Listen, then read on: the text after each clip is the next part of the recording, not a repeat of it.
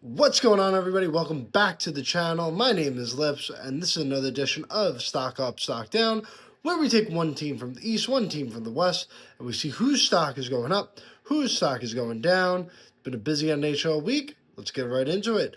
We're starting with stock down in the East. We're going with the Pittsburgh Penguins.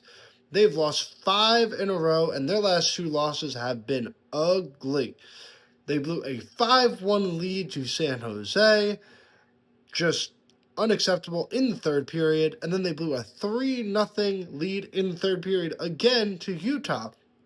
2 bad losses to 2 teams that are fighting for playoff position, but you just can't blow a 3 and a 4 goal lead. Just not really great. They made a big move this week, trading Tristan Jarry. They're getting Stuart Skinner back.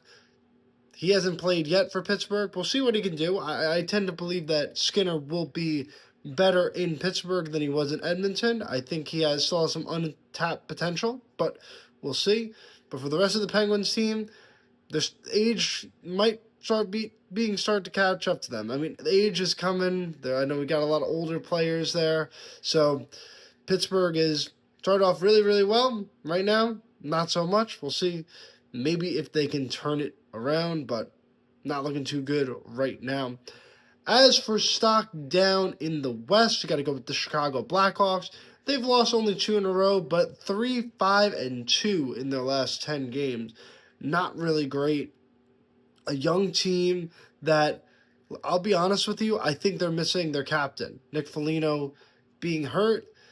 There's a little lack of leadership. There's not that veteran presence in there, kind of the calming influence for this young team. And Chicago is a very young team. They are very talented, but veterans are always needed to kind of keep the ship going in the right direction when you do face adversity. And over a course of an 82-game season, there's going to be some highs and lows. So Chicago's going through some bumps in the road. They're still in position to make a push for the playoffs, on the outside looking in for right now. But nonetheless, we'll see if they can turn around. They've been struggling recently, but like I said, they're right there. So a couple wins could put them right back in the playoff hunt or in playoff position. Now we're going for stock up. Teams that have been doing a lot better. In the East, it is the Carolina Hurricanes. 4 in a row. They've been playing really well. We know this. We come to expect this out of Carolina. They are a fantastic regular season team. They were my preseason pick to win the President's Trophy.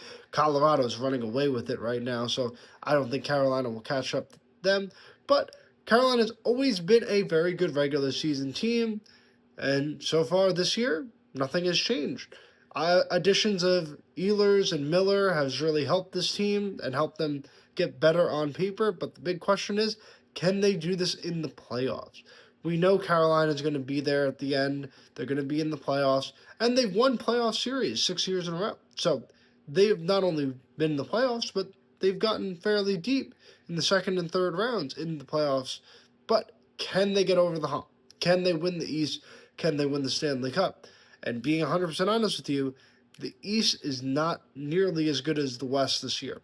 There's not really any elite teams in the East, not any teams that I think are clear-cut favorites. So this year is as good as any year for Carolina if they're going to win it all, because I truly believe the East is wide open. Any of the 8 teams that make it in the East, I think, can win it, but we'll see. Hopefully Carolina can put it together. I expect them to make a move at the deadline, but for right now, their stock's going up on a 4-game winning streak. And last but not least, stock up in the West is the Minnesota Wild. Winners on and off the ice, making moves and winning games. They are on a 4-game winning streak. Obviously, the huge acquisition of Quinn Hughes, who is arguably the second best defenseman in the league. He is fantastic, and he was fitted right in. Played 1 game in Minnesota, scored a goal, and looked great. Played 26 minutes on the ice, 26 minutes in his first game.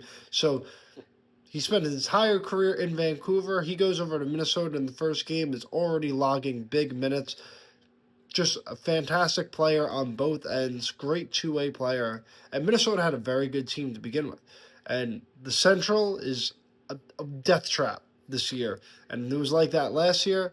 But this year, you got Colorado, you got Dallas, you got Minnesota, three very good teams. And you can make a very convincing argument that those are the three best teams in the entire NHL. And they're all in the same division. And one of those teams is going home in the first round because the way the playoff structure is structured, the 2-3 matchup, which right now would be Dallas and Minnesota, one of those teams will be going home in the first round. So Minnesota's playing really well right now. They made a big move to get Quinn Hughes. They said we're all in, not only for this year, but he's under contract for next year. And we'll see what happens. So they're stock up. And that'll do it for today's video. Thank you guys for joining me. As always, I'm on TikTok, Facebook, Instagram, and YouTube. Always appreciate you guys helping to support the channel. Thank you, and we'll see you next time.